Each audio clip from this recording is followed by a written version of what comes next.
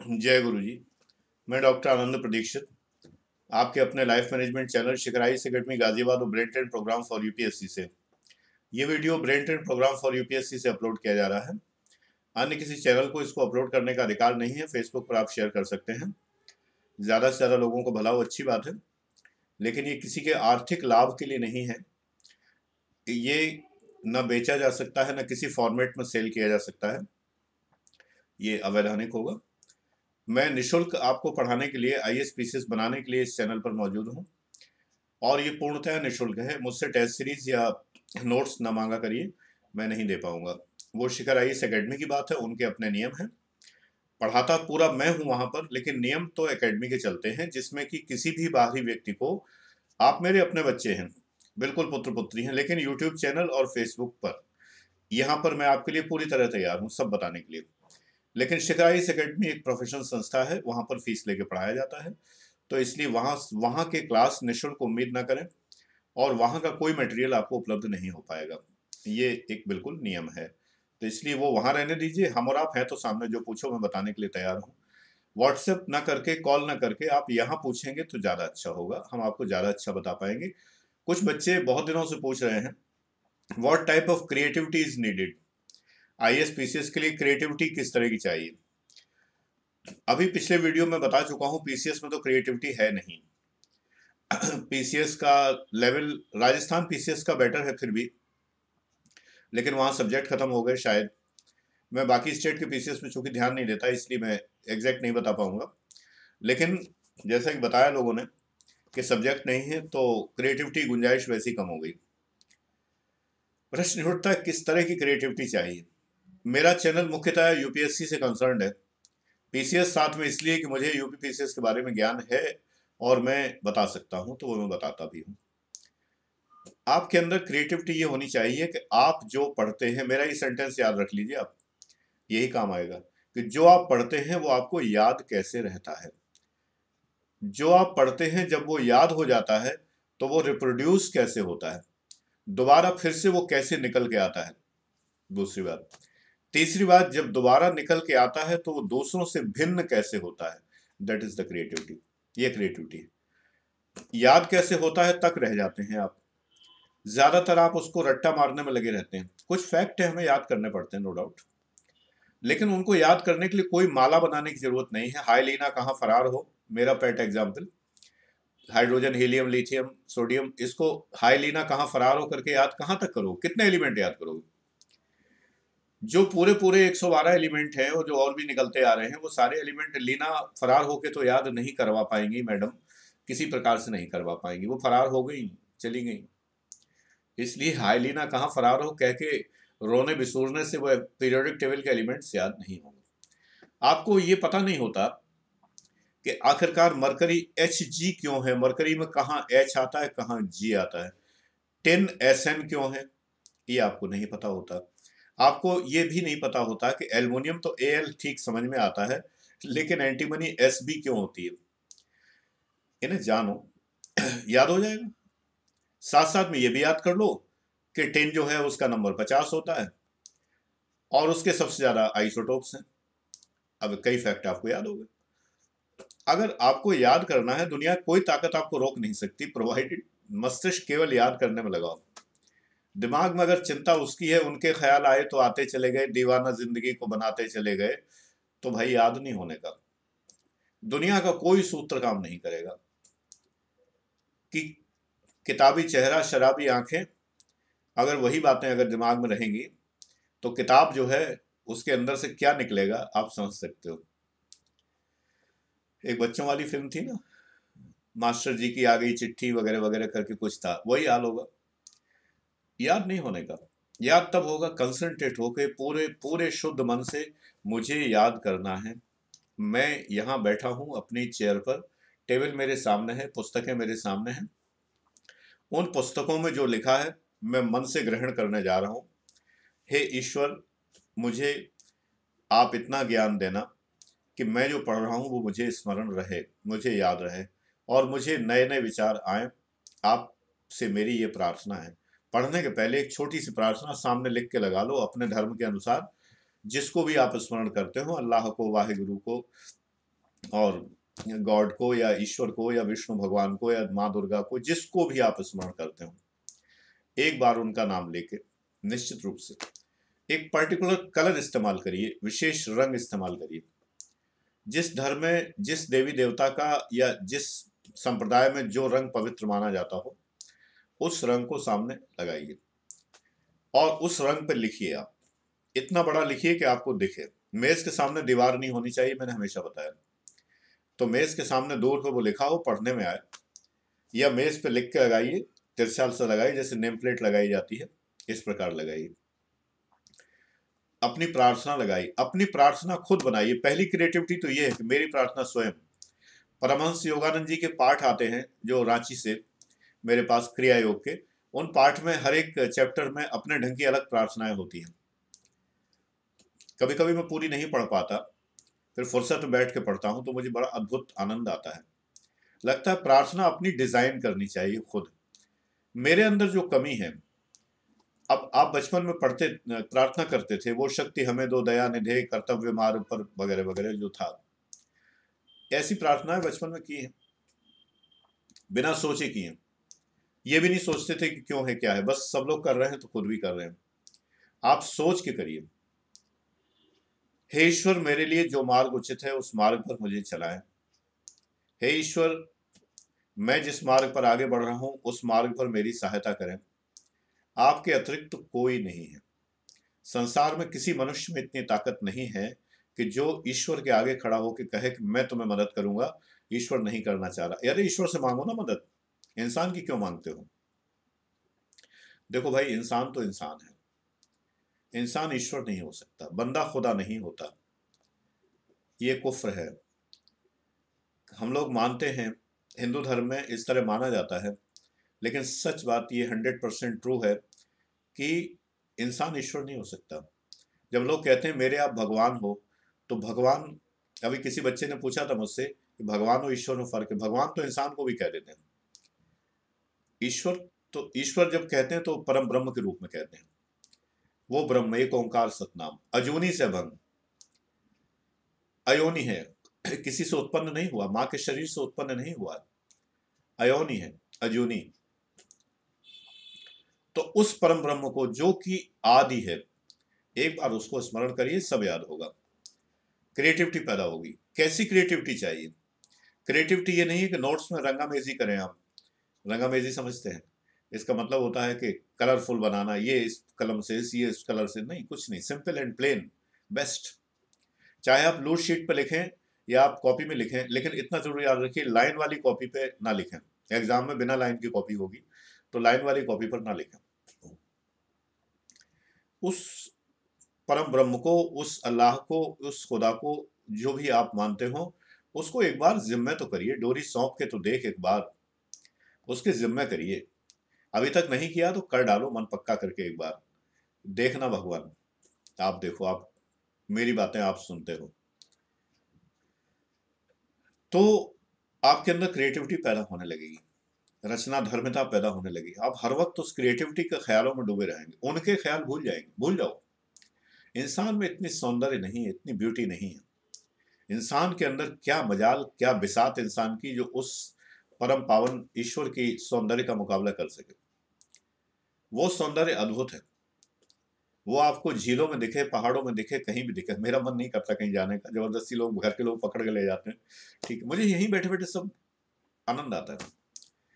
जिस झील की मैं वो कल्पना करता हूँ, एकदम सच बता, मतलब है, आश्चर्य है मुझे। मेरे जीवन में लॉ ऑफ अट्रैक्शन बहुत बार लगा। मैंने कभी सीधे सीधे डायरेक्ट रेनबो नहीं देखा था। मनाली में जब ऊपर की तरफ जब पहुंचा, सोलोंग है शायद उसका नाम, जहां रोपवे लगा हुआ है, जब रोपवे वाली जगह पर पहुंचा, परिवार के साथ गया था, अभी आपके लिए वीडियो बनाए थे मैंने वहां। तो मैंने सोचा, आज तक मैंने कभी रेनबो नहीं देखा, इंद्रधनुष नहीं देखा। थोड़ी देर में बच्चे बोले पापा इधर खड़े होइए, आपकी फोटो लेनी है, पीछे रेनबो है। रेनबो अभी तो सोचा था मैंने, पीछे देखा, दो दो रेनबो, एक नहीं दो, एक बड़ा सा एक छोटा, दो रेनबो इकट्ठे। कमाल है भाई, ईश्वर की लीला। या कुछ और मांग लेते मन में आता है, कुछ और मांग लेते। मैंने जब भी मांगा है, लोग कहते हैं बद्रीनाथ में क्या मांगते थे आप?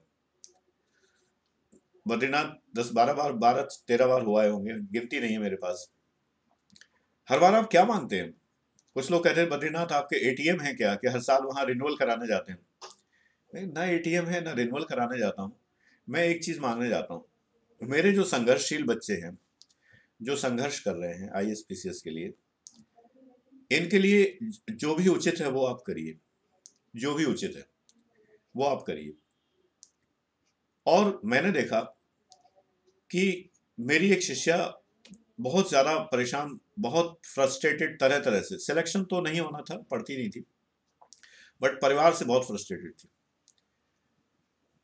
मैंने, पता नहीं क्यों वो मेरे मस्तिष्क में आई उस समय, जब मैं बद्रीनाथ भगवान के द्वार के पीछे की तरफ, कहते हैं वहां मन्नत बड़ी पूरी होती है, आई डोंट नो क्या लॉजिक है, सामने से नहीं मन्नत पूरी होगी तो पीछे कहने से कैसे होगी? मैंने कभी ऐसा किया भी नहीं, भगवान से सामने हाथ जोड़ा, भगवान जो उचित हो वो करना।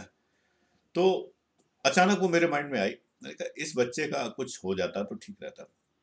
लौट के आने पे ईश्वर की बड़ी कृपा कि उसका जो सेटलमेंट होना था, जिस प्रकार मैरिज वैरिज तय होनी थी, और जो जहाँ बहुत फ्रस्ट्रेट थी, बहुत ज़्यादा परेशान थी कई कारणों से, सब ठीक हो गया, एवरीथिंग वॉज ओके। तो कभी कभी होता है मस्तिष्क में वो चीज़ें आती हैं, तमाम बातें दिमाग में आती हैं। आपकी क्रिएटिविटी के लिए मैं प्रार्थना करता हूँ, क्योंकि यूट्यूब और फेसबुक इतना ही सीमित रहने दीजिए। व्यक्तिगत समय नहीं है मेरे पास में मिलने का, बिल्कुल नहीं है। यहाँ ज़्यादा अच्छे लगते हैं सब लोग, सामने मुझे लगता है बड़े मैदान में सब लोग बैठे हुए, 32,000 लोग आखिर एक बहुत बड़े मैदान में बैठेंगे, रैली है भाई, पूरी रैली है। मैंने एक जगह लिखा ना, कई बार इस चीज़ को दोहराता हूँ, रविंद्र संगीत की जो पंक्तियां मैं दोहराता हूँ, वही मुझे लगता है हमेशा, उससे ज़्यादा कुछ नहीं है। ये संसार तो बच्चों का खेल है, बच्चे खेल रहे हैं, तुम लोग खेल रहे हो, हम भी खेल रहे हैं, हम सब ईश्वर के बच्चे हैं, अपना खेल पूरा करके चले जाते हैं। तो यहाँ पर ज़्यादा अच्छे लग रहे हैं, तो मैं प्रार्थना करता हूँ कि तुम सबको ईश्वर इतनी क्रिएटिविटी दे जो तुम चाहते हो। बिना क्रिएटिविटी के संसार में कुछ नहीं होता। और क्रिएटिविटी की एक बात और है, वो ये है कि हॉबी आपके जीवन में जरूर होनी चाहिए। If there is a hobby, then you are creative. If you don't have an hobby, a hobby, then how can you say that you are creative? आप अपनी क्रिएटिविटी कहाँ दिखाएंगे? आईएएस पीसीएस के लिए क्रिएटिविटी के रूप में हॉबी कहाँ मदद करती है, ये आपका प्रश्न होता है। तो मैं ये बता रहा हूं कि वो कहाँ मदद करती है। वो ऐसे डायरेक्टली मदद नहीं करती, एग्जाम में इंटरव्यू में पूछ लिया जाए, ठीक है, प्री मेंस में तो नहीं पूछा जाएगा, बट जब आपकी कोई हॉबी होती है तो आपके अंदर आनंद से आप भरे रहते हैं, आप परम उत्साह से भरे रहते हैं, यू आर एंथुसियास्टिक। वो एंथुसियाज्म जो है क्रिएटिविटी का, वो आपको पढ़ने मदद करता है, याद करने मदद करता है, आपको सुविधा प्रदान करता है।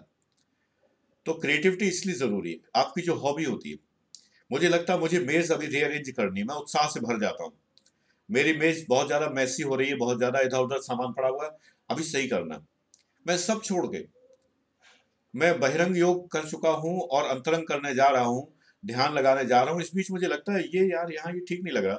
आप देखते हो कई बार मेरी बैकग्राउंड में, अगर आपको दिखता हो कभी कभी किसी किसी वीडियो में, तो चीजें बदलती रहती हैं। I am continuously in change, entropy of the world is increasing continuously. Entropy बदलती, एंट्रोपी बराबर रैंडमनेस बढ़ रही है, संभालना तो हमें। तो हॉबी ये चीज होती है कि जो चैन से बैठने नहीं देती है। जब आपके अंदर क्रिएटिविटी होगी तो आप चैन से बैठोगे नहीं, आप कहोगे मैं तो इसको याद करके डाल देता हूँ, रट के डाल देता हूँ। मुझे याद है एक बार मैंने टारगेट किया, मैं आपको बताऊं, अपना एग्जाम्पल मैं इसलिए देता हूँ, मैं यही कहने लगूँ रामकृष्ण परमहंस ने अपने जीवनी में लिखा हुआ है ना, ऐसा कह दूं तो आप कहोगे अरे प्रणाम प्रणाम, परमहंस जी ने कहा है वह, तो आप मान लोगे।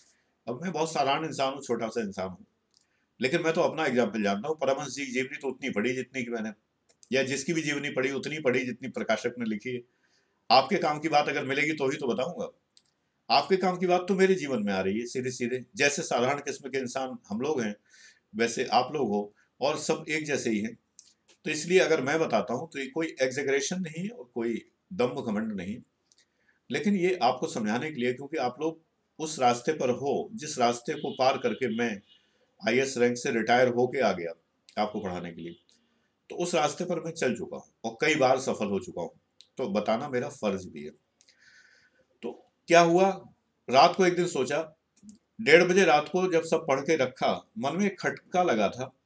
एंशियंट मेडिवल तो रिवाइज कर ली, मॉडर्न पूरी रिवाइज नहीं हुई, स्वतंत्रता संग्राम तक भी नहीं पहुंच पाए ठीक से, करना 1964 तक था। तो आज चलो कर लेते हैं।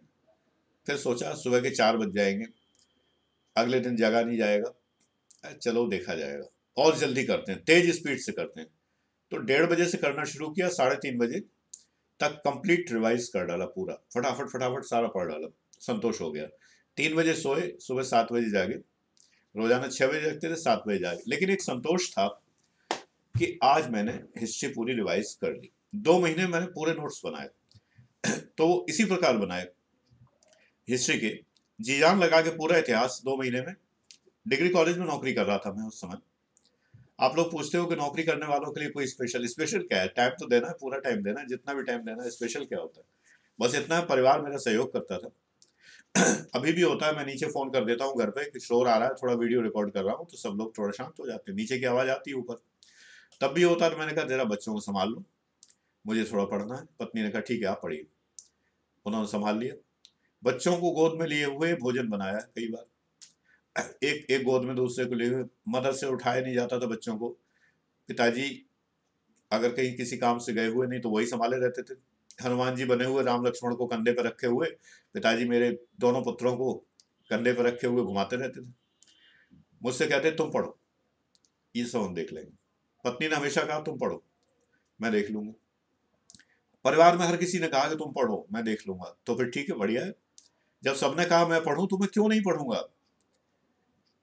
यहाँ पे आप लोग कई बार कहते हैं कि आप धन्य हैं, आपका परिवार धन्य है। नहीं, धन्य की बात नहीं है, ये ईश्वर कृपा तब आती है जब आप मन से निश्चल होते हैं। ये कृपा लाने के लिए आपको मन से निश्चल होना पड़ेगा। किसी जेलस मत होइए, आपको भी कृपा आएगी, बरसेगी आपके ऊपर, झमाझम बरसेगी।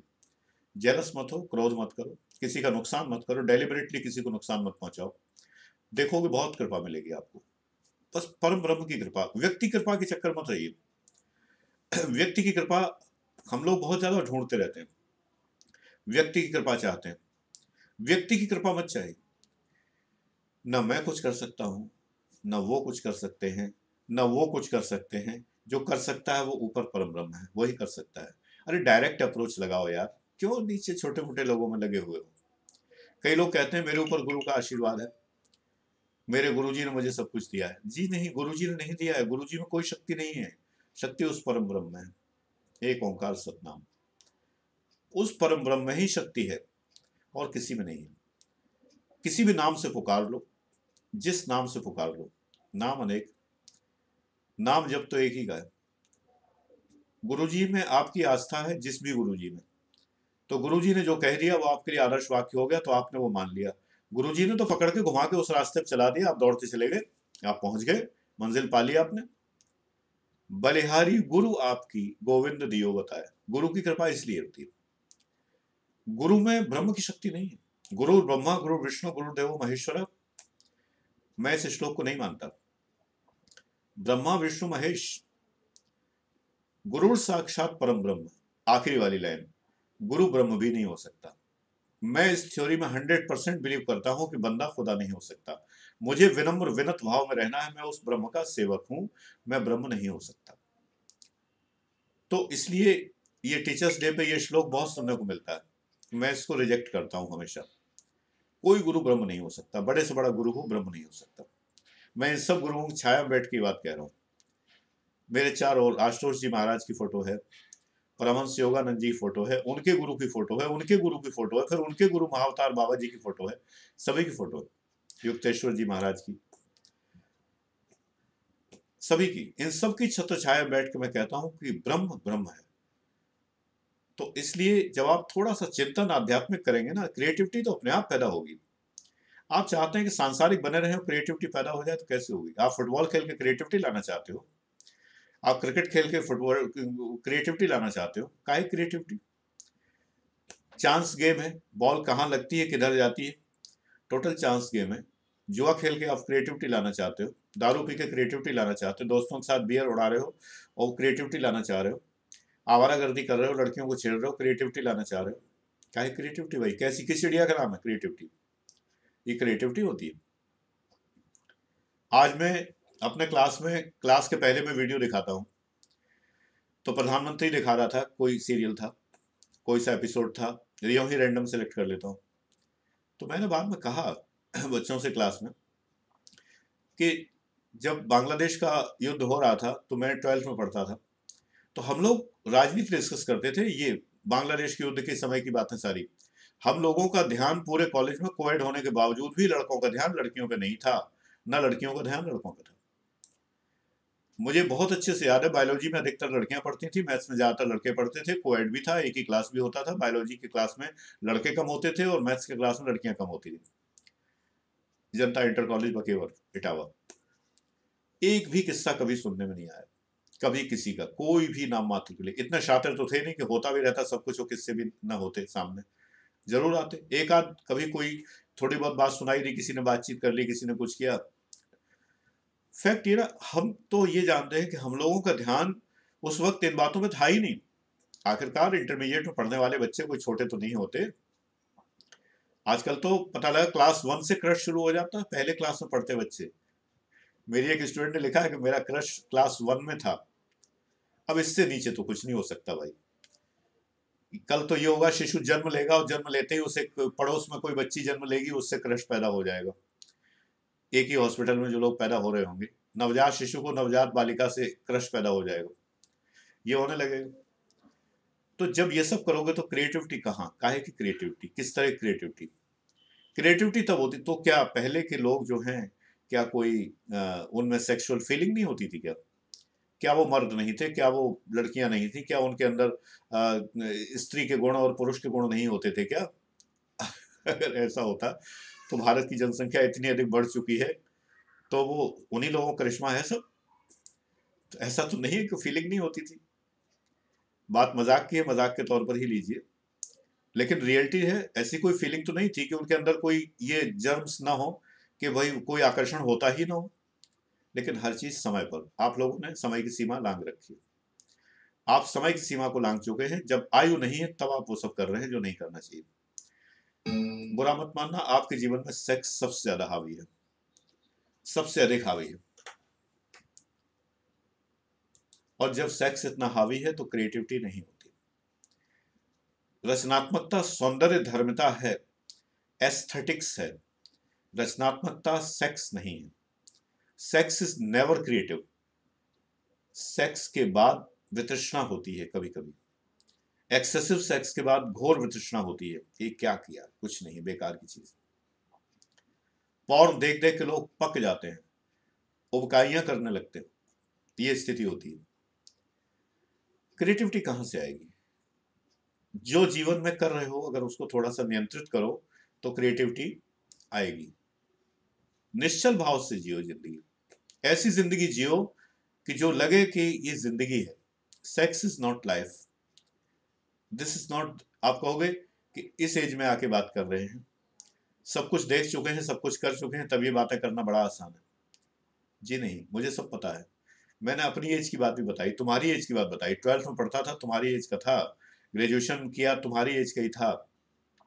मैं कोई अकेला नहीं था, सारे बच्चे इसी प्रकार के, सारे लड़के लड़कियां इसी प्रकार के थे। लड़के लड़कियां एक दूसरे से बिना बोले ही निकलते थे, कोई गिल्ट नहीं फील करता था, आपस में कोई ऐसी बातचीत नहीं होती थी, कोई किसी से कुछ खास पूछता ताछता नहीं था। आकर्षित होते रहे, मन में होते रहे, लेकिन कोई किसी के लिए रिलेशंस में नहीं पड़ता था। क्रिएटिविटी कम थी क्या? साहित्यकार उस जमाने में ज्यादा थे। आज साहित्य कहाँ है? गड्ढे में चला गया है। रचना धर्मिता कहाँ है? Where is creativity? आज की क्रिएटिविटी कॉन्क्रीट क्रिएटिविटी है। आप सॉफ्टवेयर डिजाइन कर सकते हो बहुत बेहतरीन, रिलेशंस में पड़े पड़े आप सारे काम कर सकते हो, बट मेरे सामने आईएएस पीसीएस के एस्पिरेंट, मैं उनकी बात कर रहा हूँ। पीसीएस में थोड़ा फैक्चुअल ज्यादा है, लेकिन निबंध में क्रिएटिविटी जबरदस्त है पीसीएस के लिए। और निबंध के नंबर आपको एसडीएम बनाते हैं, डिप्टी एसपी बनाते हैं, असिस्टेंट कमिश्नर बनाते हैं। निबंध में अगर नंबर नहीं मिले तो आपकी स्केलिंग हो जाती है और नंबर घट जाते हैं। क्यों घट जाते हैं मैं कुछ नहीं कह सकता, इसके बहुत सारे उल्टी सीधी बातें हैं, मैं उसके बारे में कोई चर्चा नहीं करूंगा। बाइस फैक्टर्स हैं, गड़बड़ वाले फैक्टर्स हैं, क्या क्या जगलरी है, क्या जादूगरी है, भगवान जाने क्या। Why they are not opening their secret, राज क्यों नहीं बताते कि स्केलिंग कैसे करते हो, किस तरह करते हो, क्या तरीका है स्केलिंग करने का, क्यों नहीं बताते? इसका मतलब दाल में कुछ काला है। काला क्या है? पूरी दाल ही काली है सारी की सारी। स्केलिंग कर करके जो है योग्य लोगों को हटा देते हो। पूरी दाल काली हमें तो नजर आती है पूरी। Why are you not telling that formula? When we cannot measure the toughness of paper, when we cannot measure the intellect of the candidate, then how can you scale? आप कैसे नंबर घटा सकते हो किसी के? What is the method? ये तो कोई तरीका नहीं होगा। लेकिन चल रहा है जबरदस्ती। आप लोग चैलेंज नहीं करते हो उस चीज को। आप चैलेंज करिए। सुप्रीम कोर्ट में कायदे का वकील नहीं करते हो, लड़ते नहीं हो कायदे से। लड़ना तुम्हें है, मेरा तो बीत गया जमाना। लड़ना तुम्हें है, नहीं लड़ोगे तो भुगतोगे, भुगत रहे हो। तो बच्चों, क्रिएटिविटी जो है तब पैदा होती है जब मस्तिष्क शांत होता है, जब मस्तिष्क में खुराफातें नहीं होती। पढ़े तो हो खुराफातों में, क्रिएटिविटी कहां से पैदा होगी?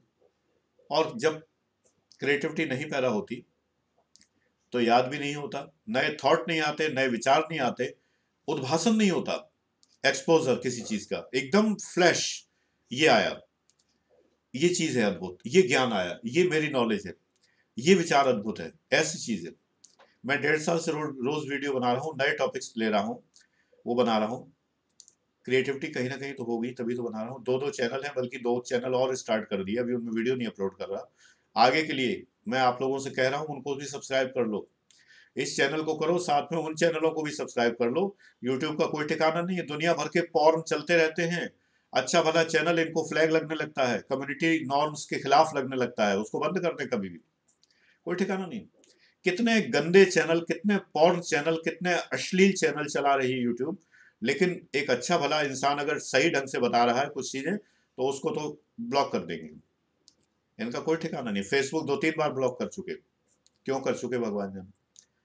बाद में मेरा आईडी लिया हुआ है फेसबुक पे, आप देखते हो कितनी गंदे संदे फेसबुक के पेजेस और ग्रुप्स हैं। लेकिन मेरी बाकायदा आईडी मांगी, जब गवर्नमेंट की आईडी मैंने प्रस्तुत की तब मेरी फेसबुक चालू हुई। तो ये संसार इसी प्रकार का है। यहाँ निकृष्ट लोग आगे बढ़ते हैं, उत्कृष्ट लोग अपने को उनसे पीछे महसूस करते हैं कि मैं नहीं पढ़ पाया। लेकिन मेरी डायरेक्शन वो नहीं है, ये मान के चलो। आप उत्कृष्ट हैं तभी आप इस करियर में आए। अगर आप नहीं सफल हो पा रहे हैं तो आप समझ लीजिए कि आप किसी और चीज के लिए बने हुए हैं। वो और चीज स्टार्ट करिए, वो करिए, so that if you are creative then you are successful, and you are creative if you are aloof from all the things. बाकी चीजों से आप अलग हैं यारी दोस्ती से। बैठ के जब सोचते हैं, चिंतन करते हैं, थिंकिंग करते हैं, मुझसे शेयर करिए। क्रिएटिव थॉट्स एक बच्चा भेजता था, अभी मैंने व्हाट्सएप पे मना किया, वो तो खो जाता है। यूट्यूब पर 4-5 बार आया क्रिएटिव थॉट, उसके बाद नहीं आया। मैं देखता सब हूँ, जवाब दूं ना दूं। आप समझ सकते हैं मेरी मजबूरी कि बहुत सारे वो होते हैं, चैनल भी हैं, सब बातें हैं, तो कभी कभी मैं जवाब नहीं दे पाता। लेकिन देखता सब हूँ, पढ़ता सब हूँ आप लोगों को। So that be creative, develop your creativity and develop your super intellect. Super intellect क्या होती है आईएएस के लिए, वो मैं आगे बताऊंगा। स्मार्ट स्टडी क्या होती है, जो आजकल लोगों ने फंडा फैला रखा है कि not hard work but smart study. आजकल शब्द चलते हैं, हैशटैग चलता है, हैशटैग में जो चीज आ जाए वो चलती है। तो हैशटैग का लीला है सारी, इसलिए एक नया शब्द चल निकला, स्मार्ट स्टडी। यार बेमतलब की बातें हैं सारी। मैं इस पर डिटेल बताऊंगा कि स्मार्ट स्टडी क्या होती है। ये हैशटैग वाली स्मार्ट स्टडी नहीं है। स्मार्ट स्टडी रियल सेंस में है, जो मैं बताऊंगा। एक सक्सेसफुल पर्सन आपको बताएगा, जिसे ईश्वर कृपा से पीसीएस में 4 बार सफलता मिली है, यानी मुझे, और जो खुद आईएएस रैंक से रिटायर्ड है, वो बताएगा कि ये स्मार्ट स्टडी क्या होती है। वो हैशटैग वाली नहीं कि आप देखो तो दुनिया भर के वीडियो दिख जाएंगे जिन्होंने कभी सफलता नहीं पाई है, वो बता रहे हैं कि सफलता के फंडा बता रहे हैं, फार्मूले बता रहे हैं कि सफलता कैसे मिलती है। तो आप मुक्त मोहि तारो, आप मुक्त हैं तो मुझे भी तारिए, ये भाव होना चाहिए। तो जो मुक्त नहीं है वो कैसे रास्ता बताएगा कि वो रास्ता कौन सा है? लेकिन लोग बता रहे हैं, क्योंकि आप उनके फॉलोअर हैं, आप उन्हें पीछा कर रहे हैं। करो, कोई फर्क नहीं पड़ता। लेकिन कम से कम अगर आप प्योर हार्ट बन जाएं, अगर नहीं है तो प्योर हार्ट आप बन जाएं, क्रिएटिविटी जनरेट होगी आपके अंदर और आप एग्जाम में सक्सेसफुल होंगे। ये एग्जाम इस मामले में थोड़ा विशिष्ट है। पीसीएस में बस इतना ही मैं कहता हूँ, थोड़े फैक्ट ज्यादा याद करने पड़ेंगे आपको, बाकी सब क्रिएटिविटी ज्यों की त्यों है पूरी आईएएस जैसी। Thank you very much. ईश्वर आपको सफल करे, आप अपने लक्ष्य में कामयाब हों। सभी प्रकार की सफलताएं आपके चारों ओर रहें और जीवन में आप सफल हों। धन कमाने की बात मैं नहीं कहता, जीवन में आप सफल हो, सफलता बहुत आवश्यक है, तो वो सफल आप हो। Thank you very much.